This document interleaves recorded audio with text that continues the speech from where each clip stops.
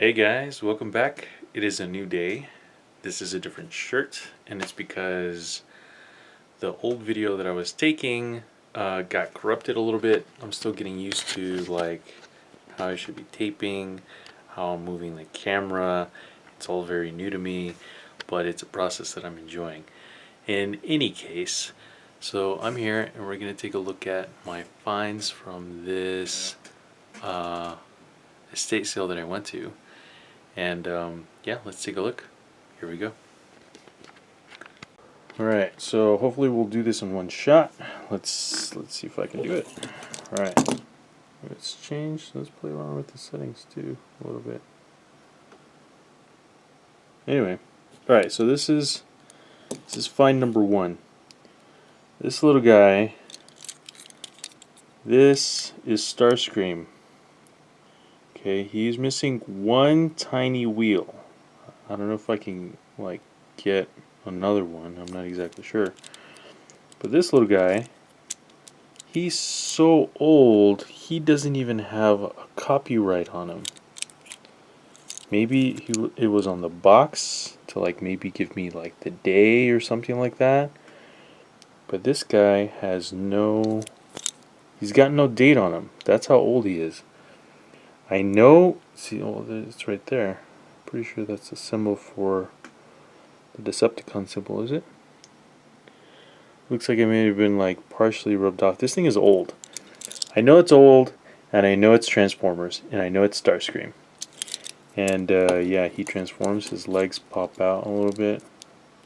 They come out. Here, give me 1 second. Well, so much for one shot, right? Anyway, so there he is, standing, his legs, his arms out. And does his head move? No, his head does not move. But he's Starscream. He's a Decepticon. He's a Transformer. Robots in disguise. And he's really old. So that's one I picked up for $1. This little guy, this guy's for me. Because I love Pokemon and I love Blastoise in particular. Squirtle Squad represent. This little guy is from 1999. Nintendo 1999. This one stays with me. I'm not selling this guy. He's staying with me. Next up, we got 5 Fujifilms.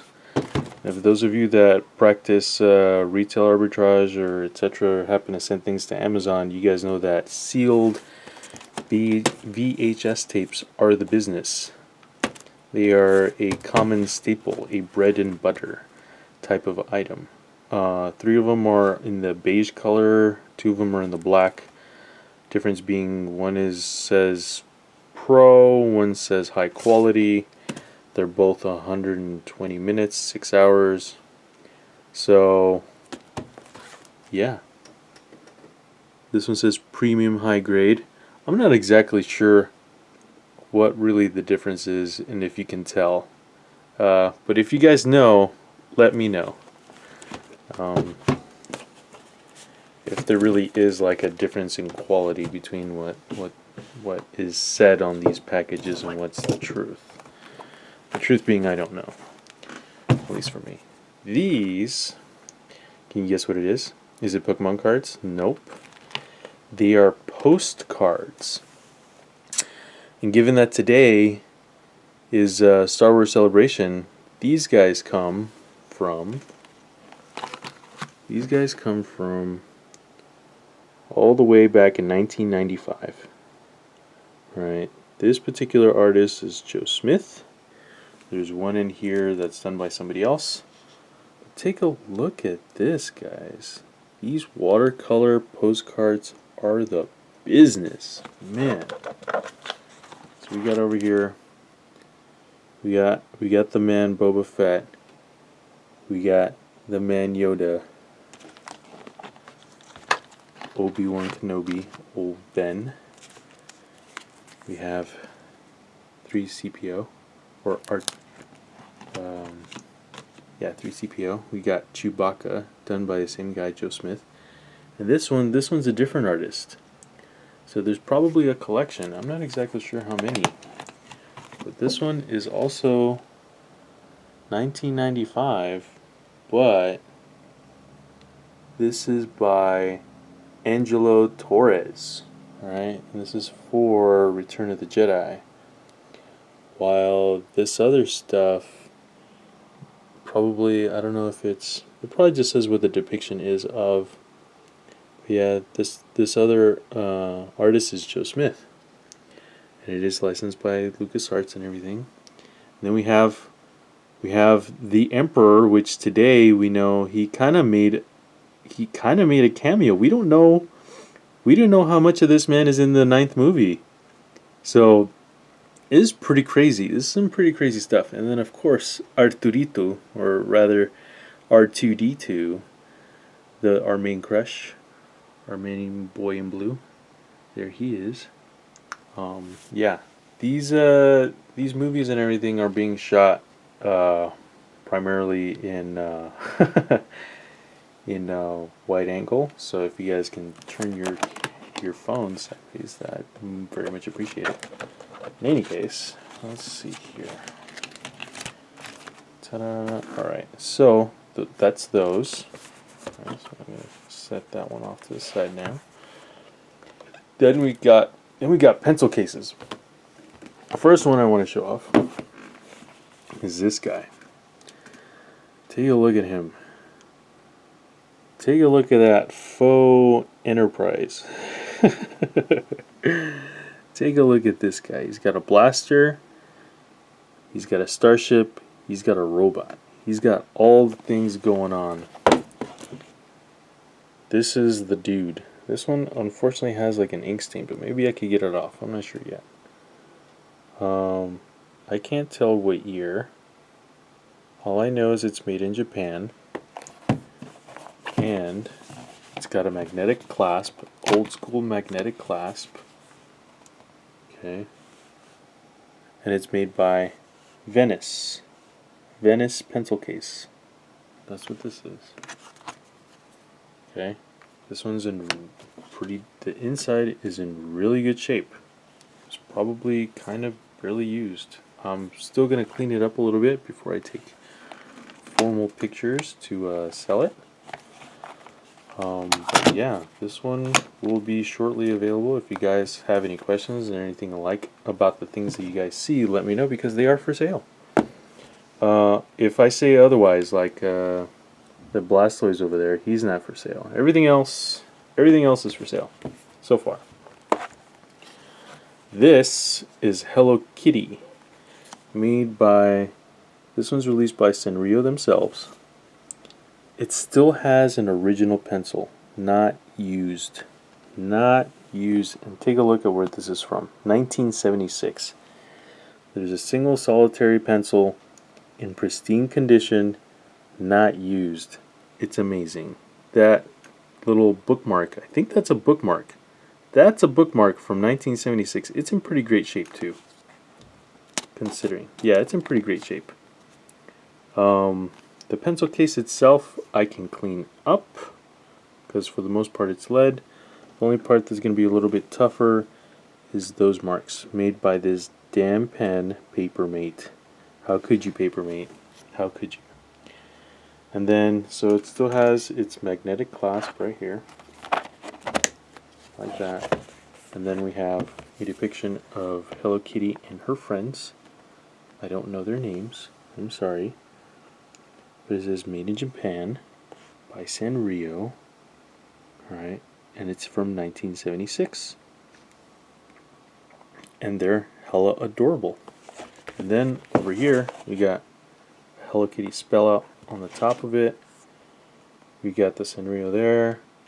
And then we have a party hardy like it's 1976, guys. Because we got ice cream, and we all scream for damn ice cream, right? So we got this little mouse being environmentally conscious, throwing away her trash where it's supposed to go. We got Hello Kitty spell out again. We got ya girl herself on her moped, awesome moped, with her buddy in the back. And yeah, this is freaking adorable and in pretty decent shape. I wouldn't have picked them up if like the outsides weren't at least in pretty decent shape, considering their age. Considering their age. All right, next up, we're going back in time a little bit, and then we're gonna go way back in time, and then we'll go not so far back in time. This one I got for $5. Okay. I don't know if I should be taking off the stickers or not, but anyway, that one I got for $5.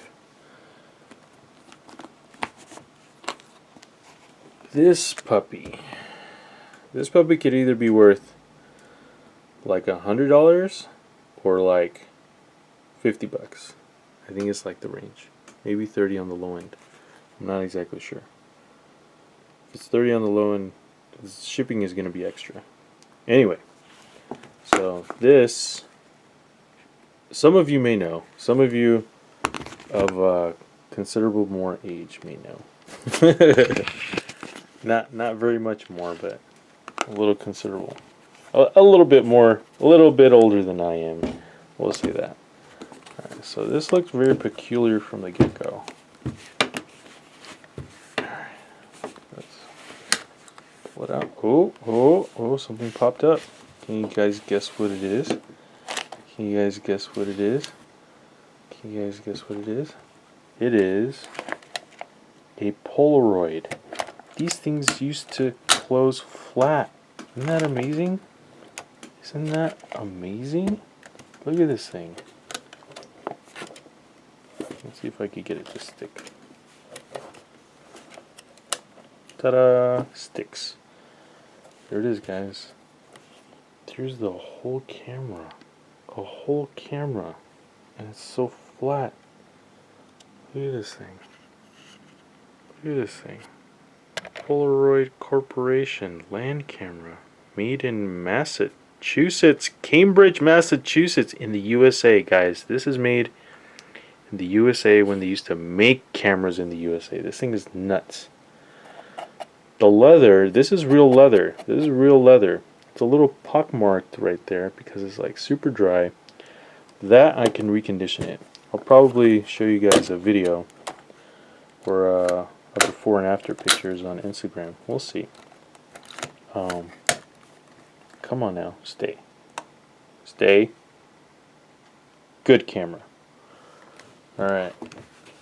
This case right here is made by Marsand Industries, making the case for quality. Made also in the USA. Guys, this is rare. Okay? This is rare.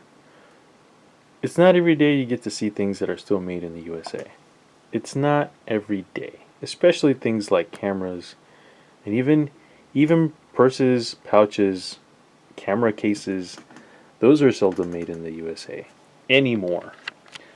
And if they do, they cost an arm and a leg. This one, this pair of technology, if you are so inclined, it's probably not going to cost you an arm and leg. But maybe just still a pretty penny. Anyway, am I putting in that the right way? No, I am not. I'm being abusive to this camera. 1 second. I'm going to turn that around. Alright, back, and it's back in the correct way. Ta-da! Alright, so we're going to close that up. Ta-da! There we go. Next, we're going back in time here. Alright, this book is Perkins' Elements of Algebra. Okay, this is a legit hardcover, leather-bound book. Okay, it's old school. Alright, I'm not sure how much this is worth, and I don't know if I really care. I just know it's cool. It was published by H.H. Holly & Co., Hartford, J.H. Mather & Co., in 1848. That's pretty cool. This is a treatise on algebra. So, the Elements of Algebra, designed for the use of common schools, also serving as an introduction to the treatise on algebra by George R. Perkins, A.M. So, Associate Emeritus Professor, maybe? Professor of Mathematics in the New York State Normal School. Author of the Elementary Arithmetic, Higher Arithmetic, Metic, Treatise on Algebra, etc., etc. So this guy published quite a few math books. And if you can see here, it's the same math, same dang problems that you've been seeing all of our lives. And since 1948, they haven't been any different than the mathematics we know today. It's the same damn thing. Math hasn't really changed in a long time. And yeah, it'll continue to not change because it works. Because it works. Because it works. And the order of operations, I don't care what y'all tell me, it's still PEMDAS. It's still PEMDAS. Controversial, hot take, lol. But take a look at these pages, guys. This book is hella old. 1848. We're 28 years, roughly. 28 years from this being a 200-year-old book. 200 years. 200 years. 200 years, and this looks pretty good for 200 years. I'll tell you what. This next book, though. This next book is a little worse for wear. This next book, I don't know when it's from. I don't know the year, but I know it's hella old. Okay? I know this poor book has seen its days. Alright, this is Dave's Practical Arithmetic. Look at this thing. Increased by the scale of tens. Divided according on the basic of tens. Wow. Anyway, I'm learning new stuff too here. I mean, I know what it's doing, but in terms of like how they used to go about describing it, that's pretty awesome. Unit of measure of all numbers. This was made in New York by Barnes and Burr. I don't know if it's the same Barnes and Noble Barnes and Burr. This is at 51 and 53 John Street in New York. That's crazy. It made it all the way from New York out here to California by some means and some measure, and it has seen better days. This book. This is a relic. There's a map in here. There's a map in here of, I think, New York or something, but this book is like falling apart. Okay, I think I got this book. It was $3. I got this book specifically because it had the map. Because I know old maps, hella old maps, go for a decent amount of money. I don't know if this old book will go for anything, but it has a map inside, and the map looks like it's in really good shape. This book has seen better days. I don't know if it's worth anything in its current condition, but it's hella cool. And this typeface, this printed typeface is awesome. Is ye olden days, guys. Ye olden days. This is like some, like, back when the Cowboys used to be a thing days. Like, this is a long time ago. At least it feels that way. Alright, next one. This one is pretty interesting, okay? Alright, that's that book. Alright, let me move this over here. Get it out of the way. It's making my sheet a little dirty, but that's fine. Alright, look at this, guys. Alright. Alright, this leather-bound book is nice. Okay? These are embossed directly onto the leather, pressed. Okay? This is good work. Look at this stuff. Look at this stuff. Not only embossed, but it's also got print. It's also got color on it. Right? I don't know how they did this. But it's freaking beautiful. Right? Look at this thing. Look at this work. Okay? I don't know. I don't know what this is. I'm not going to take off that piece of tape. Whoever did that, shame on you, kind of. And then again, I don't know. But anyway, this book is heckin' old. This book is heckin' old, right? There is a description of what's going on in this book. This book has seen better days as well. This is the Traveler's Gallery, okay? The Traveler's Gallery. Whom it's by, I don't know, because it doesn't say the author. But look at this leather. Just in leather work for its age is impressive, okay? But there's more. All right, here we go. Sir Walter Waverley Gallery, 1851 question mark. Okay. All right, a compilation of plates, an edition of Waverley novels originally published in 1814. Leather binding, raised bands. That's the kind of raised bands that you have right there, as to like how the book was bounded. Okay. Going by the names of two engravers, we believe that the engravings are those executed for the set of Waverley issued by an American publisher sometime after 1851. Alright, so how do we know this? There's possibly a date right here. March 1st, 1851. Okay, this is really hella old text. It's amazing that it's even still visible. I don't even know what used to be there, you know? Like, this is really old. And this is the kind of stuff that's in here. Alright, these are prints, alright, by hand engraved plates of what is probably steel plate. And given that it was 1851, the introduction of steel plates was something that had just kind of come about, leading to, if you guys can see this level of detail, very much more fine lines and things that can be done with printing. Whereas if you were to use like copper, brass, etc., it was harder to maintain a very fine line because the material is softer. With steel plates, you can get a lot more definition because of how strong the material is. One line isn't going to bleed over into the next line, or at least the structural integrity of the steel is able to hold on to more detail in a way from hand etching and or hand engraving rather. This is engraved. These plates are engraved. This particular guy, I think, is E.T. Paris.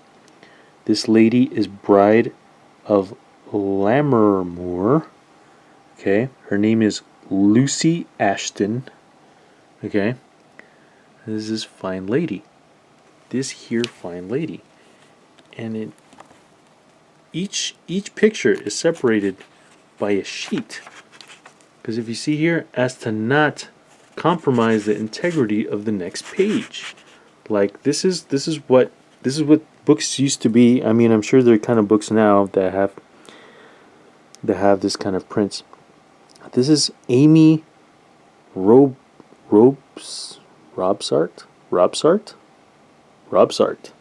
All right, Amy Robsart. Like, these can all be new memes. Look at this face. These can all be new memes. I don't know about you guys. This looks like a meme if I ever saw one. Look at the quality here. It's amazing. These prints are amazing.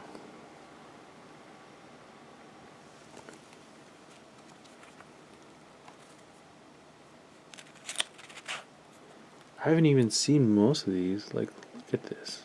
Look at this. This is really pretty.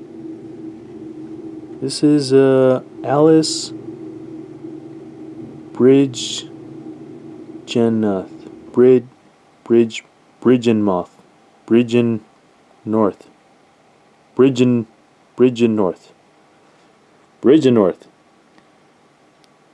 Prevail of the Peak. Oh, so they may have just like gone over like a mountainside or something like that, maybe on horseback.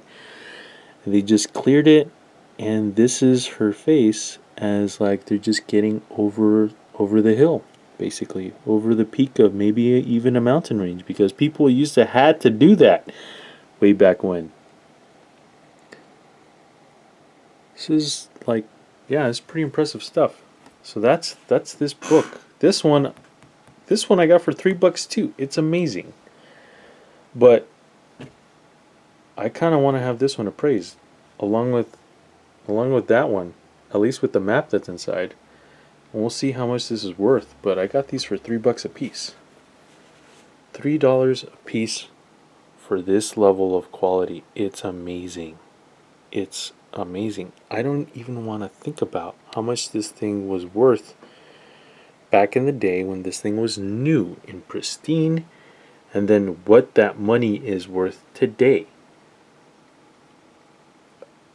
I'm sure it's mind-boggling, because this thing, the Traveler's Gallery, what kind of a person needs a gallery on the go?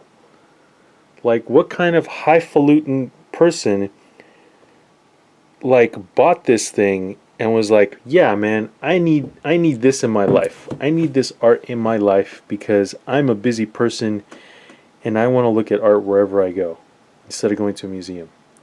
That's what this is. This was like a tablet. This was like a tablet back when.